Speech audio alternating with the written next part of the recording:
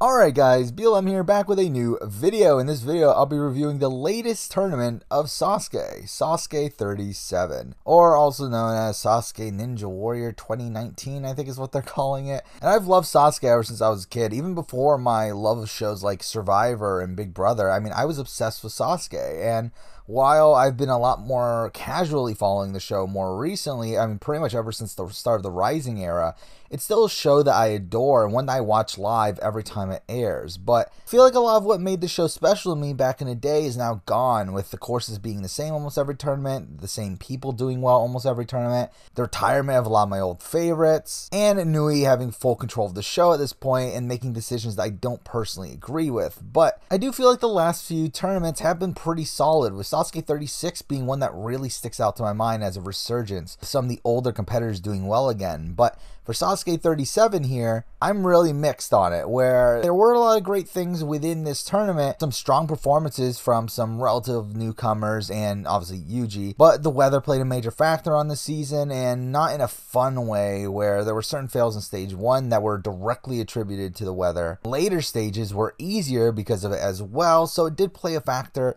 on my opinion of the tournament as a whole. But let's get started talking about the actual tournament itself, starting from the very beginning. So let's start off with stage 1, which had a very similar course to SASUKE 36's, which is to be expected at this point in SASUKE due to their reduced budget. But let's talk about the course anyway. I mean, we start off with the quad steps into the rolling hill, and I initially really liked the start to the course. But again, at this point, it's kind of boring to see. I mean, we've seen it so many times, and I would like to see it change in the future, but is it going to? Probably not. The wing slider is fine. I mean, it's quick and can cause some surprising fails, so it isn't the worst thing in the world. Fishbone Kai is more of the fishbone. I mean, it's literally just an extra section added to the end of it. I do like that it is a time waster on a very time sensitive course, but outside of that, I would rather see a different obstacle here as well, but again, it's not gonna happen. I do still love the Dragon Glider. I mean, while it's not the most brutal obstacle in the world, it did have some surprising fails in the tournament though, but I mean, like, I think no matter how many times it's on the course, it's still gonna be a fun thing to watch, of how quick it is and also how high variance the obstacle could be, so I do think it's a fun obstacle. It's one that I do want to see stay. Then we have the tackle and warped wall combo, and I mean, I've loved this combo ever since it was introduced in SASUKE 31, as obviously it made the warp wall much more difficult as it tires you out right before it. And I love even more now that they made these the final two obstacles in the course. Now there's no lumberjack climb or rope ladder at the end. It's just the warp wall and that's it. Again, it really reduces the time limit of the course, makes it speed course once again. I really love it. Let's talk about the results. It was nice to see people like Torisawa and Amori take on the course again. Obviously, they were never going to do well, both of them being taken out by the wing slider. Mori's timeout was probably the first shocking fail of the tournament, where he lost some time on the fishbone and then wasted a lot of time getting his breath for the warp wall, and then missed the warp wall in his first try and timed out right as he grabbed the ledge. It was surprising to me. I mean, Mori has been a pretty, inconsistent competitor, but a pretty good one though. I mean, he's someone that I think should be able to make it to stage 2 pretty easily. Considering how low of a number he got here, I was expecting him to be the first clear of the day, but it didn't happen. It was really weird to see though that the first clear of the tournament was from the Black Tigers. I mean, the Black Tigers are obviously Yamada's disciples, and they're kind of a joke. I mean, they're in every tournament. They rarely do well. There were like a couple that did make it to stage 2 in the past. I believe one even made it to stage 3. With, I believe, last tournament, I believe they all failed stage 1, but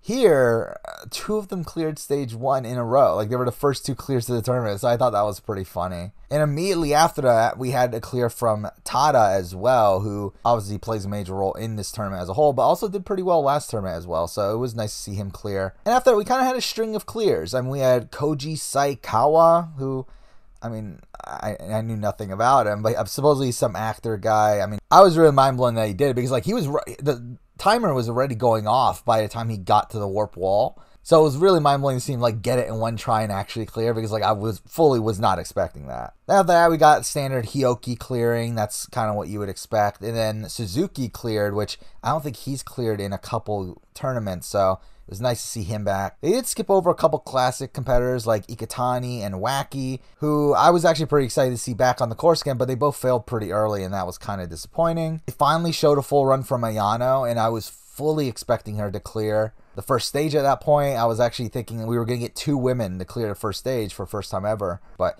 she failed in the fishbone. That kind of sucked. Again, I was really hoping she would clear there. Halo Nagasaki failed the first stage again. I mean, he failed the fishbow, which is an obstacle that he's done like a billion times. I don't know why he failed there this time, but I guess it's not meant to be. We had the Exile Tribe people run. I really don't care. Like, I remember in Sasuke 26, there was a guy from Exile that competed, and he did pretty well. Like, it was a very difficult first stage. He got through rolling escargot, got through a really difficult jumping spire, failed on the half pipe attack. But these guys, I mean, none of them really had a shot here, right? But it was pretty funny to watch. I mean, some of them had some pretty funny fails. The first guy fell on the rolling hill. That was fun. The last guy actually had a very close save on the wing slider. That was really fun to watch. But overall, I mean, they're not really super memorable. We had Yamamoto come back, and it's so weird that we're at the point where he's the last all-star competing. I mean, obviously, he's the only person to compete in every single tournament, and I think that will probably remain the case. I feel like at this point, he wants to keep that sort of legacy, but it's just weird that, like, all the other all-stars are gone. And I could see Tada still come back in the future. I mean, he's not that old to where he can't compete, and I feel like more than likely it was just a scheduling issue. He wasn't here this time. But it's just weird that the other four are all retired at this point. Nagano, Yamada, Shiratori, and Akiyama, they're all gone. And all that's left is Yamamoto and Takeda. It's really strange. Yamamoto is the only all-star left in this tournament, and I was fully expecting him to fail the fishbone. The fact that he didn't fail the fishbone is mind-blowing to me. But then he makes the most ridiculous mistake on the dragon slider, which is the most Yamamoto thing ever, where he just completely misses the trampolines. Cano returned finally. Someone I do root for on the show, and it is a shame that he does end up failing on the dragon glider. He ends up not getting enough momentum and ends up timing out. That kind of sucks. You can see how heartbroken he was when it happened too. The snowman guy who almost cleared last tournament got a pretty shocking fail at the dragon glider. I mean, this is kind of where the dragon glider started taking out a good amount of people. And, like, he just, like, tapped his foot in the water at the landing, and that was pretty shocking. ABCZ guy who's competed in, like, almost every tournament at this point in recent history. And he's made stage 2, I think, like, 2 or 3 times, right? But this time he couldn't get through the wall. Not super surprising. Again, this is kind of where the point where you could definitely tell the weather was definitely playing an effect here, where the wall was probably slippier than it normally is. So I'm not that surprised that he failed at the wall here. Then we got Rene Caselli from Ninja Warrior Germany, who I had never heard of, but he did extremely well. I mean, he cleared the first stage pretty easily. He did waste time at points, but did it without that much trouble. Then after that, we got Kitaro Yamamoto, obviously a former Unclean member. I believe he was Unclean number 5, right? And he's done pretty well in Sasuke in the last few tournaments. I don't think he's ever made it to stage 3, though. But yeah, he failed at the warp wall here. Again, it's just, I feel like this is the point where the weather was really playing a factor and he just couldn't get any traction. Then we had Rio, and Rio had to do the typical Rio thing.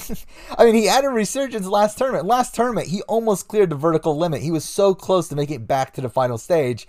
But, I mean, he's Rio. He had to make a dumb mistake, and he completely rushed the fishbone and just fell, like, almost instantly. It's like, what are you doing? And also, I don't get it from an aspect of, like, he's failed the fishbone before. Like, why aren't you, like, at least being somewhat cautious here? And then we got Jamie Ron from, obviously, from American Ninja Warrior, Captain NBC. I mean, originally Captain G4, but whatever. But so weird that we've come full circle now where Jamie Ron was part of American Ninja Warrior during the point where if you had won, you went to Japan. It's kind of weird that he never got the opportunity to do that. He never made it far enough during those tournaments to do so. But now that he is like this big American Ninja Warrior competitor, he's now been invited to Sasuke just on his own right. And that's kind of what makes it even more tragic that he fails the rolling hill. I was surprised. I was mind blown that he failed it. Outside of a stage 3 fail, we'll talk about later. This is probably the most surprised I was the entire tournament. Like, I could not believe he failed that early. I mean, it's not that surprising as like Drew almost failed the rolling hill the first time he did it as well. I mean, in Sasuke 31, he had that amazing save, which I think actually putting the rolling hill on American Ninja Warrior would be really interesting because I feel like there would be a lot of fails on it just due to some people completely misunderstanding how the obstacle is supposed to be done. But yeah, Jamie Ron fails there. It kind of sucks. After that, we got Jun Sato. He clears easily, obviously. I mean, that was no surprise. Then we got Sam Kendricks, who is some Olympian. I know some people on the Sasuke forums were like really hyped for him. I didn't care. He fell on the Dragon Glider. Whatever. Then we got Yugi. Yugi, immediately after his big tournament in Sasuke 36, made it to the vertical limit. Again, very close to make it to the final stage. Obviously, if you don't know, Yuji's the only 2-time winner of Sasuke. And I was fully expecting him to fail the first stage. I did not think we were going to get another good Yugi run. But Yugi cleared, and I was very happy for that. I was fully expecting him to fail the warp wall once he got there. Again, like considering how slippery it was now, I didn't think he was going to do it, especially because he's had trouble with the warp wall in the past. He got it. So cool. Then we got Nui's favorite. We got Kenji Darvish, or Darvish or Kenji, whatever. Either way, I mean, the Golden Bomber drummer. He's really been a pretty big staple on Sasuke in recent history, kind of been a big part of the marketing. And I have a lot of respect for Darvish. I mean, he's someone that you can tell takes this very seriously. He's someone that's trained a lot, someone that's very upset when he fails. And that's why I kind of sucked to see him fail the Dragon Glider. I mean, it was a very surprising fail just because he's never had trouble there before. I mean, he's cleared it every single time he's done it pretty easily. I mean, he's been to stage 2 and 3 in the past tournaments. I mean, for him to fail the Dragon Glider was pretty surprising to me. But then we got Jessie Graff, and I feel like for Sasuke, I feel like they're trying to make Jessie Graff like a new staple. You could tell that they really like her in terms of they showed her in the crowd all the time, showed her reactions to everything. They hyped her up a lot. Obviously, she did well. I mean, she's the only woman to ever make it to stage 3. She's the only woman to make it to stage 2 since Sasuke 2. So, I mean, obviously they did hype her up a lot. Obviously, she delivered. She cleared stage 1 pretty easily. Though, I mean, obviously she did have the increased time limit, and I do think she fails without that increased time limit, right? But then again, at the same time, I do think she also takes things quicker. You can tell she was taking things slow because she had the increased time limit. Now there we got Kawaguchi, and he had an extremely strong run up until the warp wall. But then he gets to the warp wall, he misses it the first time. It's like, okay, whatever. Yeah, it's slippery, it's fine. But then he takes forever to take his second try. It's like, what are you doing? Like, you had enough time to do, like, 2 more tries. And he just, like, takes so much time preparing for one last try and misses it. That's like, you could have probably gotten it if you didn't, like, just waste 10 seconds just standing there. But for Kawaguchi to fail the warp wall is probably, again, another one of the more surprising fails for me. And then we got Morimoto. And I was not feeling good with Morimoto at this point in the tournament. I mean, they had not really showcased Morimoto that much in the crowd or anything. Also, just with how many shocking fails we got in stage 1, at this point, I was expecting Morimoto to fail. To be honest, I was expecting a more shocking fail, like a Dragon Glider fail or something. But no, he got to the warp wall, and again, he just couldn't get it. I think he got 3 tries on it, right? And just couldn't get it either time. Again, I mean, obviously, again, it is slick. That's probably a major factor. He did grab the top, I think, on his second try. Like, he was very close. But again, yeah, he failed. Again, one of the most consistent competitors ever. I mean, made it to the final stage in the last 2 tournaments. 4 that made it to the 3rd stage. I can't even think of it. When was the last time he failed the 1st stage? It's been a very long time. So, I mean, for him to fail the 1st stage here, obviously kind of disappointing. But that's it for stage 1. I mean, at the end of stage 1, a lot of the big names were taken out. I mean, we still had a couple like Yugi and obviously Jessie Graff and like some other people, but it's like I wasn't really expecting anyone to make it far. I didn't feel like anyone left was someone that was going to have any shot at making it to the final stage and clearing, and obviously I was wrong, but we'll talk about that. Let's get to stage 2, which, oh my god, it's so boring. Stage 2 sucks now. It's such a shame. Like, and again, this is one of my biggest issues with the way Inui runs the show, is like, what is he doing with stage 2? Like, I get they don't have the budget to change things, but just the fundamental design of stage 2 is so fundamentally flawed for me. Like, it's just so boring. Like, there's nothing going on in stage 2 after the spider walk. And, like, even then, the salmon ladder and spider walk are very easy obstacles in this modern day. But let's talk about it. So, the course was supposed to start off with the rolling log. Obviously a classic obstacle from that used to be in stage 1. They moved it to stage 2. And it looks like it's more of the A&W style of rolling log with a lot more turns, though probably rolls a bit slower. They dropped it out because of the weather. They couldn't get the roll properly, so that kind of sucks. I mean, really, though, the rolling log's not the new obstacle I want. I want something a bit quicker than that, but whatever. Then after that, we got the salmon ladder, Nobori and Kudari, so the up and down salmon ladder. It's boring. Can we just get rid of it? Like, why is the salmon ladder still a thing? I'm even talking about American Ninja Warrior as well. I find the salmon ladder so boring. At least create something new if you're going to do it. Like, even American Ninja Warrior has given up on making new salmon ladders. It's like, really, we should have a better version of the salmon ladder at this point, or at least just a new obstacle in general. After that, we got the spider walk and spider drop, which is really dull as well. I did love the drop when we first saw it, but it's like, again, now it's gotten so old that it's just a boring obstacle. I mean, the spider walk in general, again, has been back in stage 2 since, what, Sasuke 28? It's just, like, can we get something new at this point? Not even something new. Just bring back some older obstacles. I'll be fine with that.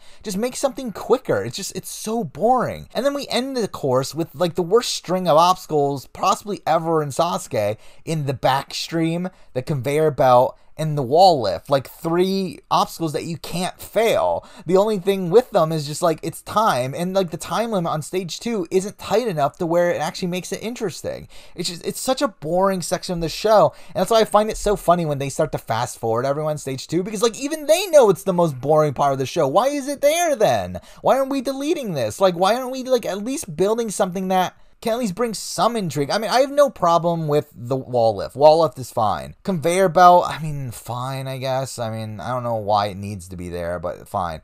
Backstream is my biggest issue. Backstream is just such a boring obstacle, and I never liked the backstream. Obviously, it is a swimming obstacle, which say what you will about that in terms of where it belongs in Sasuke and Ninja Warrior, but I just feel like it's a boring obstacle. Like, I would love to see a return of something like the metal spin, or even bring in like roulette row from American Ninja Warrior, or something like something not boring. But Inui loves the backstream, and I really don't get why. But whatever, that's the course. The results were boring. I mean, we can talk through a few of them. I mean, the Black Tigers cleared with no difficulty, which again was kind of a joke to me. That was just funny. Tada cleared. The actor guy failed on the salmon ladder, so whatever.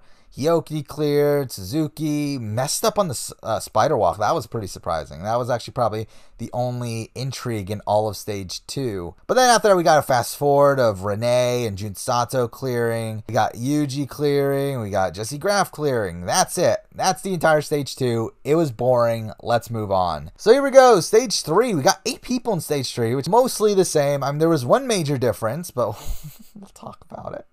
So we start off with the flying bar, which I love as an obstacle. I don't love it as the first obstacle, though. I feel like it's a much more riveting final obstacle to the course, but it is what it is. Sidewinder, it is what it is. I mean, it's fine. It's jumping from pillar to pillar. It's okay. I personally would like a faster obstacle, but that's just me. Planet Bridge, I actually really like it. I think it's an obstacle that has some potential for failures, but is also a really just interesting obstacle where it's essentially a modified version of the body prop. Then we got the cliffhanger dimension, and ultra crazy cliffhanger. Why did we get rid of that? It was already a really difficult obstacle. Yes, a few people cleared it last tournament. I mean, I think 5 or 4 people cleared it last tournament, but it's like, why are we getting rid of it? It's still failing like half the people. It's like, this is a brutally difficult obstacle already. We don't need an even more difficult obstacle in the cliffhanger dimension, which adds a different layer to the jump. For the cliffhanger dimension, they changed it to where one ledge is moving up and down, and then the other ledge is moving back and forth. Like, why are we doing this? That's way too difficult in my eyes for an obstacle that's barely been beaten by normal people, and also we haven't had a Kanzenseha, so why are we radically changing the cliffhanger already? This kind of gets saved by the fact that all the weather and everything caused it, so I guess they just weren't comfortable with having these motors on. But then that makes the obstacle easier. It makes it an easier version of the ultra crazy cliffhanger. Spoiler alert, we didn't get a winner this season. I'm very happy we didn't get a winner because I feel like this would have tainted it. Then after that, we got the vertical limit, which I'm still mind blown that American Ninja Warrior has not put this on their course yet. I would not be surprised to see it on A&W 12, but we'll see. And then we got the pipe slider, which is just kind of boring right now. But yeah, let's talk about the results. So we start off with the Black Tigers, who both fail on the easier cliffhanger. Not that surprising. And then we got Tada, who obviously in Sasuke 36 cleared the cliffhanger. He got to the vertical limit, couldn't get through that. So I was expecting big things from Tada here. And obviously he gets through the cliffhanger easily. He gets to the vertical limit, and I was expecting him to fail there. I was expecting him to get further on the vertical limit, but still fail there. But he did it with ease. I mean, he didn't really have that much trouble on the obstacle, so I thought that was pretty surprising. And obviously he clears the pipe slider very easily and makes it to the final stage. So obviously we got a final stage. Even though, again, like if someone had won after this, I would have kind of been a bit irritated. But I do think if Tada is the next person to achieve Kanzenseya, I would be okay with that. I feel like Tada seems like the type of person that would win Sasuke's. But then after that, we got Hyoki. He failed the cliffhanger, as he always does. But I was surprised to see him to fail the first jump, because he has made it to the second jump before. So seeing him fail the first one was surprising. Then we got Rene, and I was not expecting Rene to do that well. I mean, Rene is obviously, this is his first time on Sasuke. He has been on Ninja Warrior Germany. Coming into this, I was fully expecting him to fail like the cliffhanger or the vertical limit, but he actually gets through those super easily. Like, literally no trouble at all. But then he gets to the pipe slider, and he almost misses the jump. He does get it, but yeah, he makes it to the final stage. That was mind-blowing to me. Was not expecting that. Obviously, the first person to make it to the final stage on their first attempt in a very long time. And I guess I might as well talk about this as well, since obviously I haven't talked about it yet. No Drew. Drew Dreshel was not in this tournament. He was having a baby at the same time, so obviously he didn't want to miss out on that, so wasn't there. Kind of sucks for him, though, because I feel like this was probably his best opportunity to win. I think considering the cliffhanger was made easier, I think that would have given him an easier time on the vertical limit, which is something that he's never beaten before, but he's trained on a lot. I do feel like he could beat it now. Pipe slider, no problem. I think he would have easily made it to the final stage. Now, does he clear it? I don't know. Again, like I feel like if someone like Yusuke can't clear that final stage on their first try, I feel like Drew probably wouldn't either. But I do feel like this was probably his opportunity to make it to the final stage. But again, couldn't make it. Then we move on to Jun Sato, and Jun Sato never has a shot of clearing stage 3, right? It's so weird because like he's so like blatantly going to make it to stage 3 every tournament, but is so blatantly going to fail the cliffhanger every tournament. Like I have no faith in him ever clearing the cliffhanger, and I would love to see it, but I just don't think it'll ever happen. And then we got Yugi, and Yugi, it's so heartbreaking. It really, Yugi's one of my all-time favorite competitors. I mean, Sasuke 22, which is the season that he made his mark on the series at, that was the peak of my love for Sasuke. I mean, Sasuke 22, 23, that sort of era. And again, Yuji's always been one of my favorite competitors, and to see him finally again be consistent again, like he made it to the cliffhanger, clear that, he got to the vertical limit, which took him out last time, beat it pretty easily. I mean, he did struggle towards the very, very end of it, but still got to the end. But then on the pipe slider, and this is the most shocking fail for me the entire tournament. Pipe slider, instantly, he grabs the bar, slides off, the bar slides off the track. I mean, that hasn't happened on Sasuke in forever. Like, I can't think of the last disrailment on the pipe slider in Sasuke. I mean, it's been since what? Like, it's definitely like an earlier tournament, right? Like, it's been a while. So for this to happen here was very shocking. I mean, it kind of reminded me of the Tajima fail from Sasuke 24 on the gliding ring, where like he didn't realize that there was a stopper there, so he went down, didn't expect the stopper, and lost his grip. And Yuji, this kind of felt like a similar thing where he just didn't expect it to slide as much as it did. Again, I think this had a lot to do with the weather. If I were to guess, I would say that the pipes were probably more slippery than what they normally are, so I guess he wasn't expecting that. And again, just to see him fail there just sucked, because like, I mean, we can't, like, I mean, if he had like gotten to the final stage again and become the first person to win 3 times, I mean, that would have been ridiculous. And that might be the last chance he gets to get that far. I mean, he's over 40 at this point. I mean, it is like he's getting up there in age. So, I don't know. It was really disappointing to see. I really do hope he does well in the future, but who knows? And then the final person was Jessie Graff. And, I mean, she failed the cliffhanger. Like, even coming into this tournament, I knew she was failing the cliffhanger. I mean, it was pretty obvious to me of how much hype they were building up for. I thought it was pretty clear she was going to make it past stage 1 and 2, get back to stage 3. I just thought she had no chance on the cliffhanger. She's even admitted herself she's not good at the cliffhanger, so not really surprising to see her fail there. But yeah, we got to the final stage.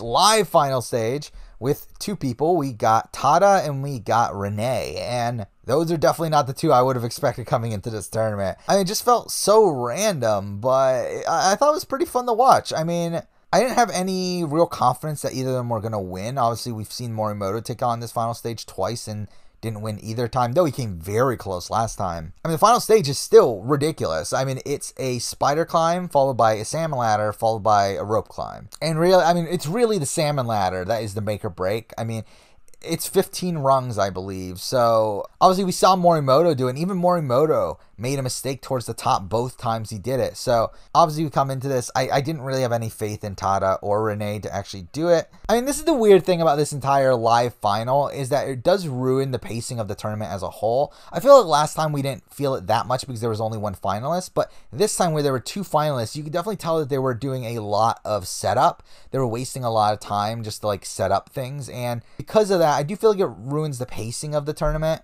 where like they took the time again to show Morimoto's run from last tournament and like even show Morimoto's reactions to it, which I thought was really weird. But whatever, either way, we get to the runs. Tada goes first, easily gets up the spider wall, but then by the time the salmon ladder, he gets pretty high up, just misses, and then from that point on, he just couldn't recover, and he eventually timed out. Then immediately afterwards, we got Rene, and I know this might sound bad, but I was actually rooting against Rene at this point. And not because, like, I feel like Rene is actually a really interesting Sasuke competitor. I would like to see him return, and if he wins in future installments, then fine. I don't love the fact that he came so close on his first try, just because, like, I'm kind of the mindset that no person can win Sasuke on their first try. I feel like it's a very difficult thing to do, and I feel like seeing someone do it would just kind of ruin the illusion for me personally of the difficulty of Sasuke. I was rooting against Rene just for the sole fact that I didn't like the idea of a newcomer just winning on their first try. And yeah, he didn't. He got to the salmon ladder, and he just completely missed the rung, fell down like 2 notches, and at that point, the bar derailed, and he was out of it. And that was the end of the tournament. I mean, really weird that the tournament ends with 2 salmon ladder fails. Again, happy we didn't get a Kanzen Seiha here, because again, like, I remember, like, just how excited I was for, like, Nagano's win, for Uchiharu's 2 wins, for Morimoto's win. I just felt like there was so much story leading up to it. And maybe not as much for Uchiharu's 2nd win. But either way, I felt like there was so much build up to those wins that I didn't feel like we had here, so I would have been kind of let down if one of these 2 did win. But if we get to next tournament and, like, either of these 2 win, I would be completely fine with it. So overall, I am very mixed on Sasuke 37. While not an unmemorable tournament, it is plagued with a lot of flaws. I mean, most of which coming from the weather that led to obstacle malfunctions and some top competitors and Kawaguchi and Morimoto getting taken out by the warp wall. Stage 2 was a bore as usual with recent tournaments, and while Stage 3 was pretty strong, I mean, the pathetic cliffhanger does leave a sour taste in my mouth, and I did find the final stage kind of underwhelming with both Tada and Rene not making it past the salmon ladder, but I did enjoy the unpredictable nature of Stage 1, where there were a lot of shocking fails, then also along with Yugi's fail in Stage 3, that was probably one of the most WTF fails in the history of the show, and a really heartbreaking one at that. But in the grand scheme of the show, I do think this lands in the lower half of tournaments for me. It's probably my least favorite tournament of the last few. I do think it's probably better than something like a Sasuke 33, 34, possibly even like a 29 and 30 as well, but still not really one that I hold in too high of regard. So that's my review of Sasuke 37, and I would personally like to do a lot more videos on Sasuke in the future. I don't know if I'll get around to it, but hopefully I do. We'll see. But that's the video. That's everything I have to say about Sasuke 37. Thank you for watching.